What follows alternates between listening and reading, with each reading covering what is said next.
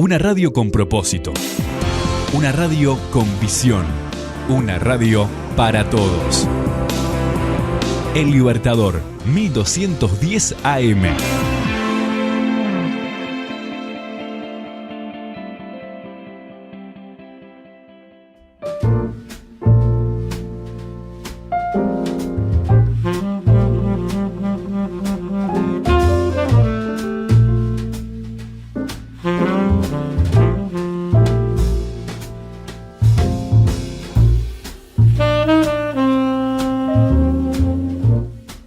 Continuamos en punto de partida aquí por la 1210 AM Radio El Libertador, a través del www.ellibertador.com.uy para el mundo entero. Pero si estás ahí en 33, La Valleja, bueno, Cerro Largo, Rocha, del otro lado del Brasil, 1210 AM ahí, CW 121, nos puedes encontrar al aire. Pero también nos puedes encontrar a través de las redes sociales, Instagram, Facebook, Twitter y también YouTube, donde colgamos todas las entrevistas y también las columnas del programa. Hoy nos acompaña Jenny Queriquian. ¿Cómo estás, Jenny? ¿Qué tal? ¿Cómo estás, Carlos? Un placer, como siempre, acompañarlos.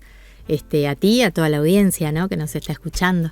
Bueno, un gusto tenerte con nosotros para hablar de psicología, y hoy tenemos un tema complejo, largo, extenso, pero que vamos a ir llevando en estos programas. Es el narcisismo. Narcisismo. Hoy nos propusimos poder enseñar, poder hacer un poquito de psicoeducación en lo que tiene que ver con este tema del narcisismo, que muchas veces lo escuchamos, ¿no? La palabra, tiene como que esto de lo narciso y demás, pero bueno, vamos a ir profundizando un poquito y viendo de qué se trata entonces esta palabrita.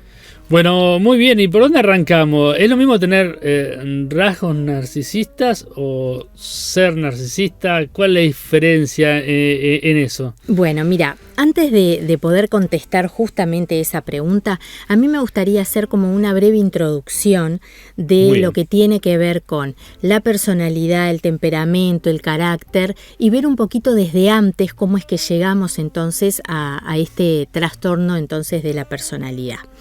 Cuando hablamos de personalidad, hablamos de rasgos emocionales y conductuales relativamente estables y predecibles que caracterizan a una persona. Cuando estamos hablando entonces de personalidad, estamos hablando de estos rasgos que son emocionales y conductuales, o sea, que se ven, que son relativamente estables, que se mantienen en el tiempo y que caracterizan a una persona, que cuando yo veo a una persona digo tiene este tipo de personalidad.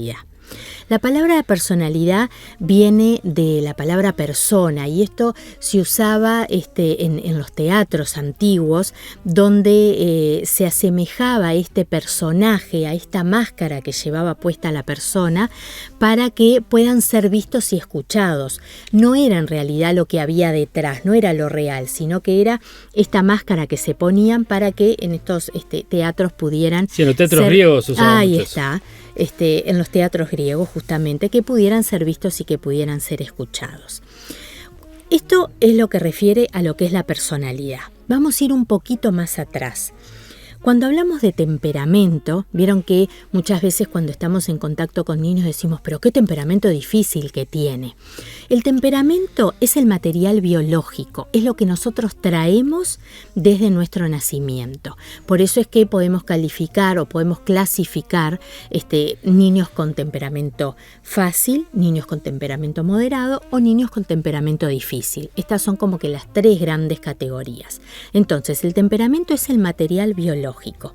El carácter es aquello que se adquiere entre los 3 y los 5 años de vida. Entonces no es con lo que traemos biológicamente, no es el temperamento, sino que es lo que se va formando, y se va formando justamente a través del entorno también. El carácter es lo que se forma, principalmente se adquiere entre los 3 y los 5 años de vida. Y luego de eso podemos tener entonces la personalidad.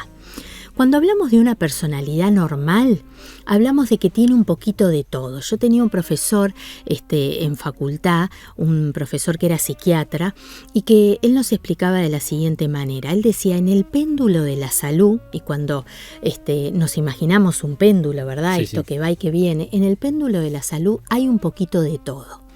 Y eso es lo que nos hace saludables, que tengamos un poquito de todo. Y cuando hablamos entonces de la personalidad normal, hablamos de que tiene un poquito de todo, como este péndulo, el péndulo de la salud, donde los extremos, si es que nos vamos, nos corremos para los extremos, no son tan saludables. Por eso mantenerse en esto que tiene un poquitito de todo. ¿Qué pasa cuando hablamos de trastorno entonces? El trastorno es el rasgo desadaptativo que duele y que molesta. El trastorno es algo desadaptativo, o sea que se va de lo que es la normalidad, que le duele a la persona y que molesta, y por otro lado también molesta a su entorno. Cuando hablamos del trastorno narcisista, hablamos de un trastorno de la personalidad. Y esto es importante que lo sepamos.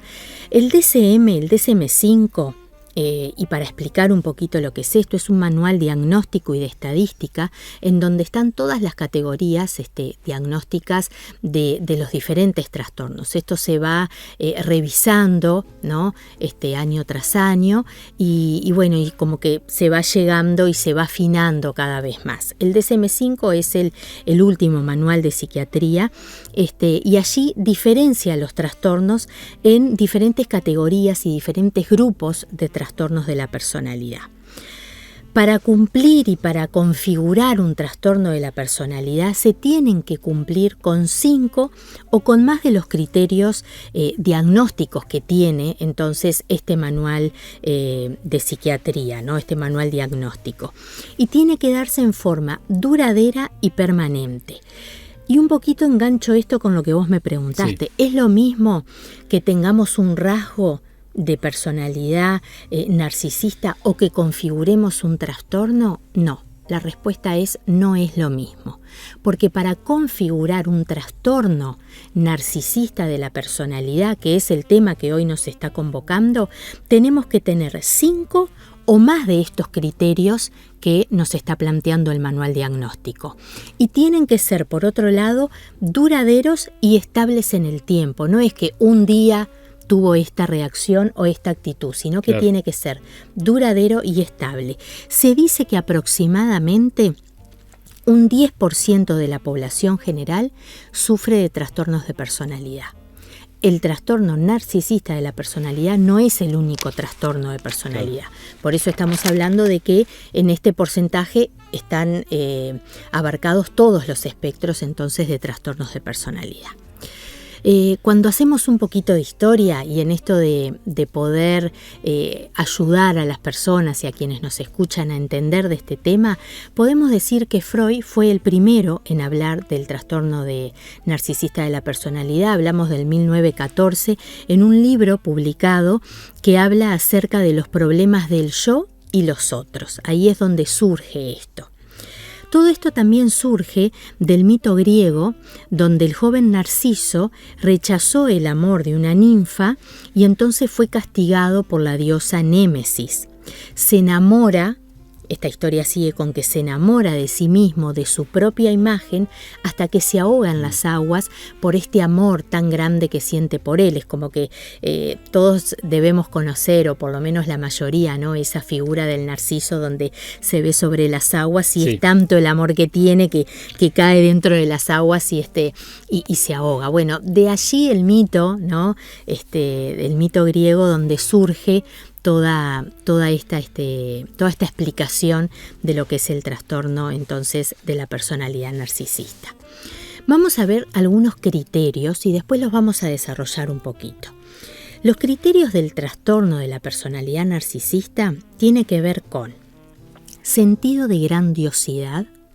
Estas personas que sufren este trastorno tienen un gran sentido de grandiosidad, admiración constante por ellos mismos. Esto es el segundo criterio. Sentirse especial y único. Y quizás quienes nos escuchan digan, ay, pero yo tengo un poquito de eso en todos los momentos. Justamente eso es lo saludable. Claro. Que por momentos nos sintamos grandiosos, que por otro momento tengamos una gran admiración por nosotros, nos sentimos especiales y únicos. Yo entiendo que, por ejemplo, el día de nuestro cumpleaños somos especiales y somos únicos, porque somos la persona que Claro. recibe los saludos y demás. Lograr éxitos ilimitados es otro de los criterios. Requieren un trato preferencial. Estas personas que tienen el trastorno narcisista de la personalidad requieren como que ese trato de que yo llego y que todo el mundo Esté a mi disposición. esté a mis pies, esté a mi disposición, estén atentos si necesito algo, si tengo frío, si tengo calor, si estoy incómodo. Tienen una gran carencia de empatía. No logran conectarse con el otro ni ponerse, como decimos comúnmente, en los zapatos del otro. Es como que ellos son ellos y los otros están en otro plano. Y tienen una necesidad constante de reconocimiento.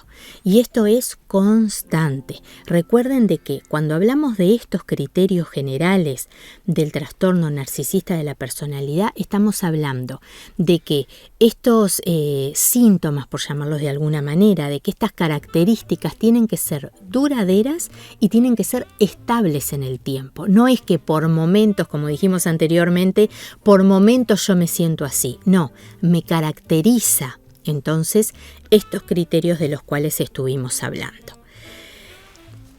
Para poder entenderlo un poquito más, esto que dijimos en términos generales, acaparan las conversaciones. Este tipo de personas son las que luchan por sus ideas y cuando no estás de acuerdo con ellos, te corrigen o te ignoran. Entonces, ellos son el centro de atención. Si bien es cierto de que en un grupo social de amigos o de personas que están reunidas con un fin en común, siempre hay alguien como que sobresale. Cuando hablamos del trastorno, y por eso fue muy buena tu pregunta, Carlos, al principio de esta charla, de esta conversación que estamos teniendo, ¿es lo mismo entonces tener determinados rasgos que configurar un trastorno? Lo vuelvo a repetir, no es lo mismo, porque nosotros nos podemos encontrar con una persona que acapara la conversación. Sin embargo, si no cumple con los otros criterios, no estamos hablando de una persona con un trastorno narcisista, sino con rasgos de la personalidad que tiene acorde a lo que hablamos del narcisista. Entonces, acaparan las conversaciones, interrumpen.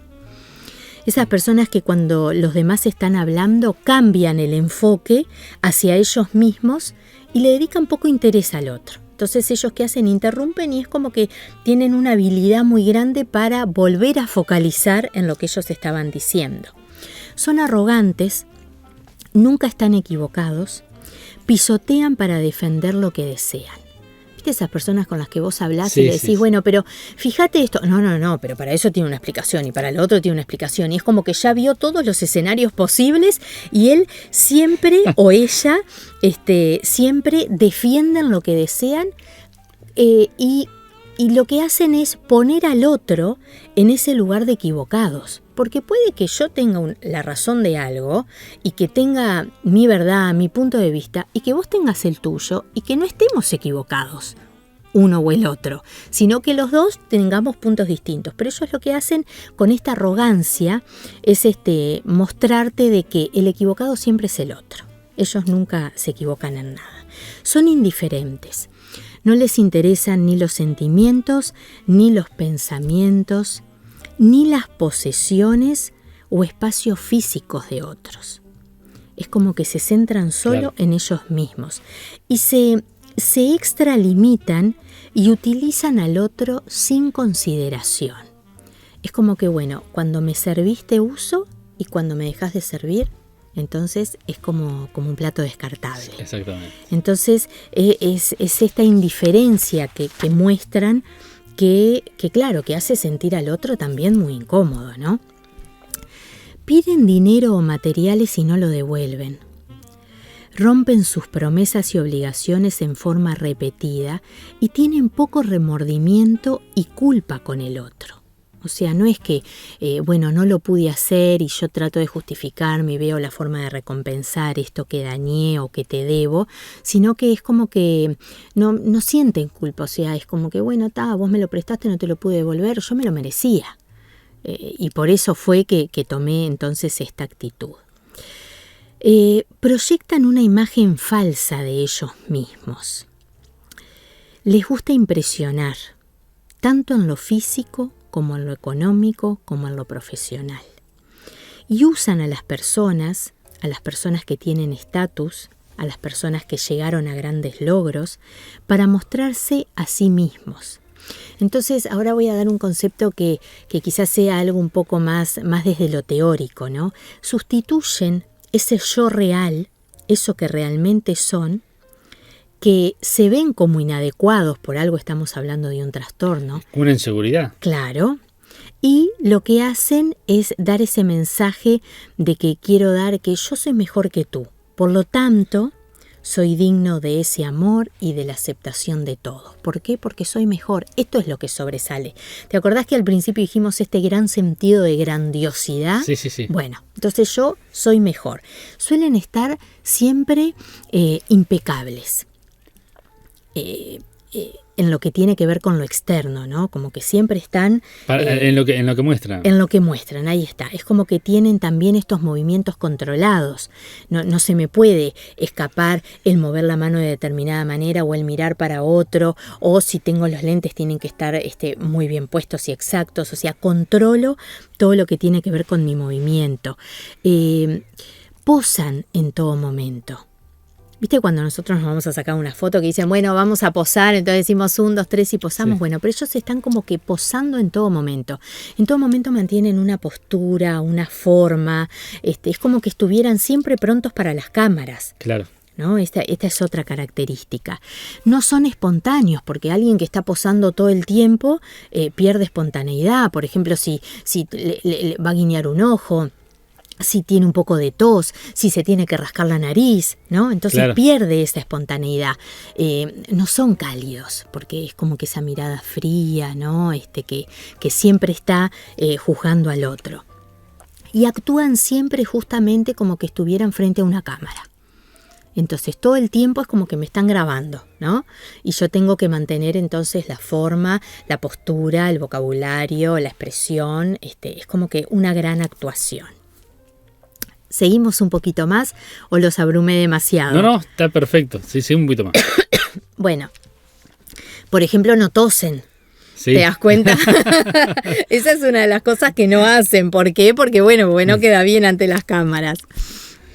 ¿Tienen tolerancia a la frustración? Muy poca. Muy poca tolerancia a la frustración y muy poca conciencia también de lo que les está pasando.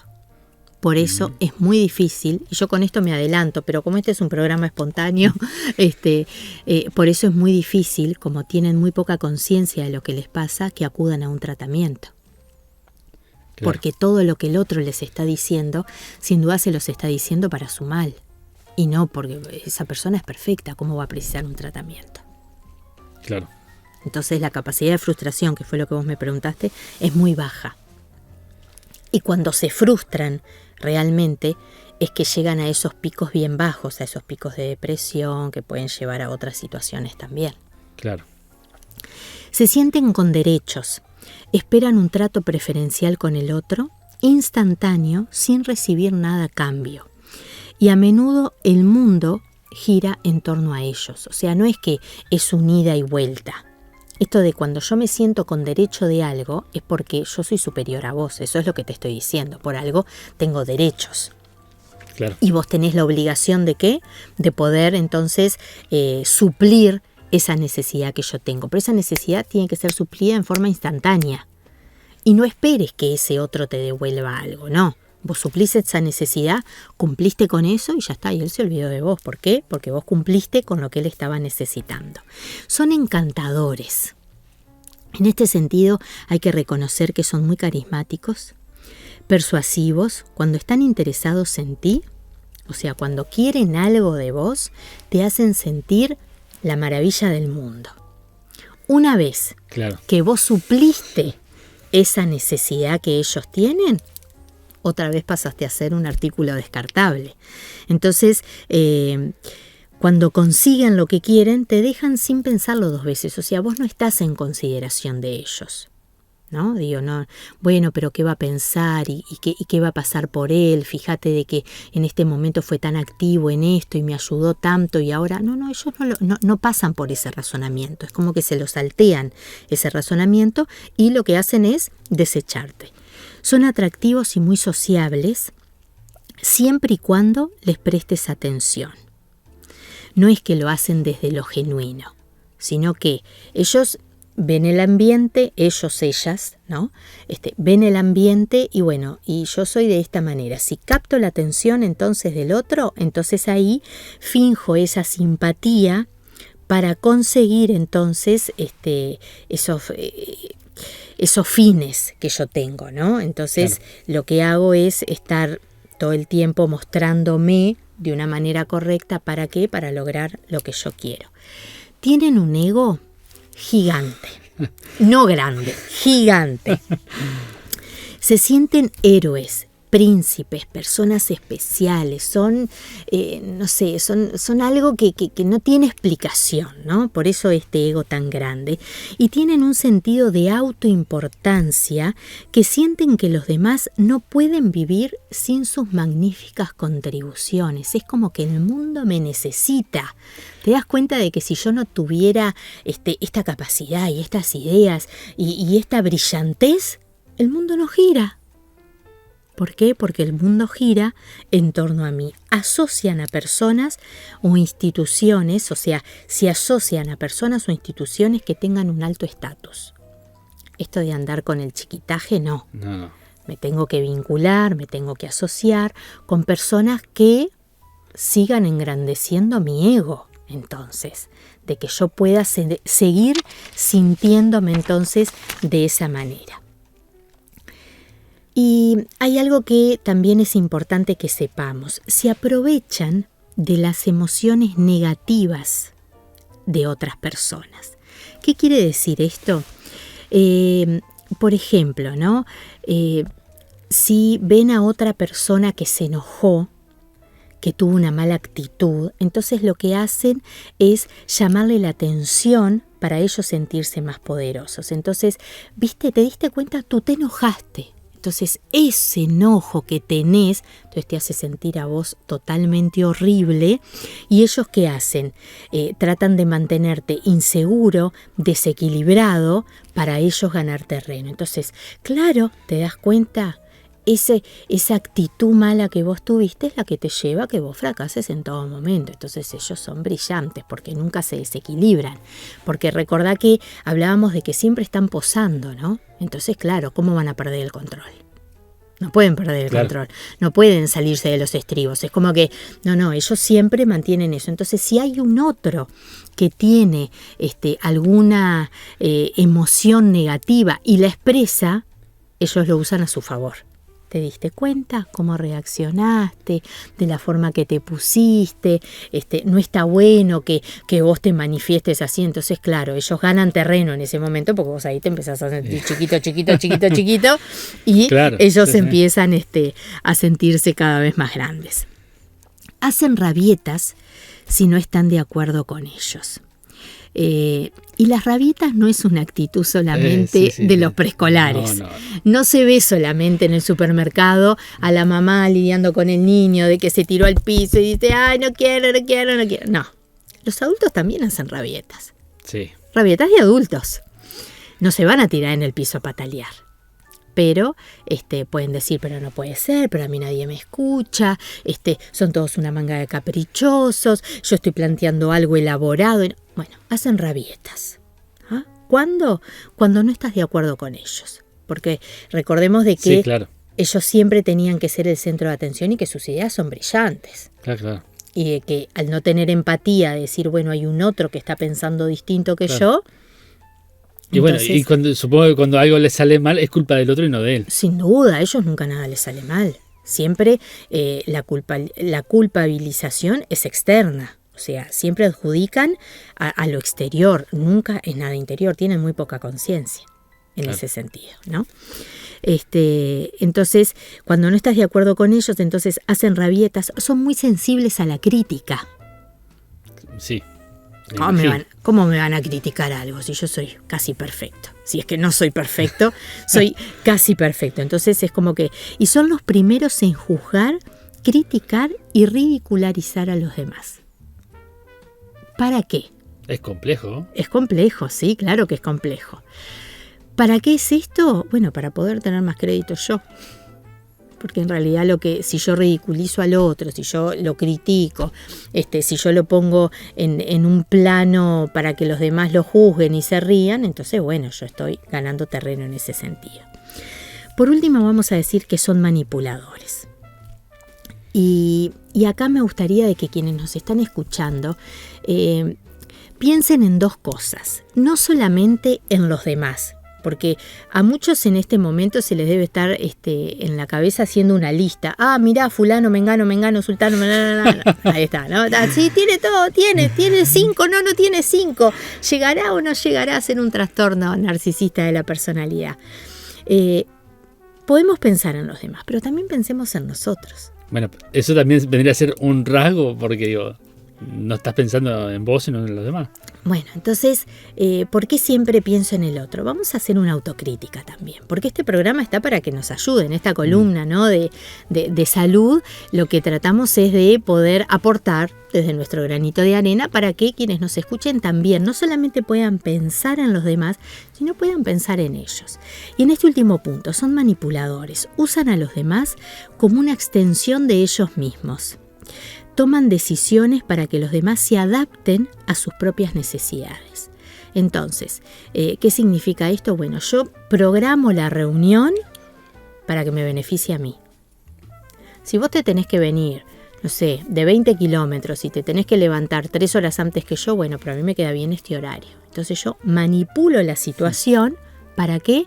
Para que la conveniencia sea personal. De esto se trata la manipulación, ¿no? De usar las cosas a mi favor.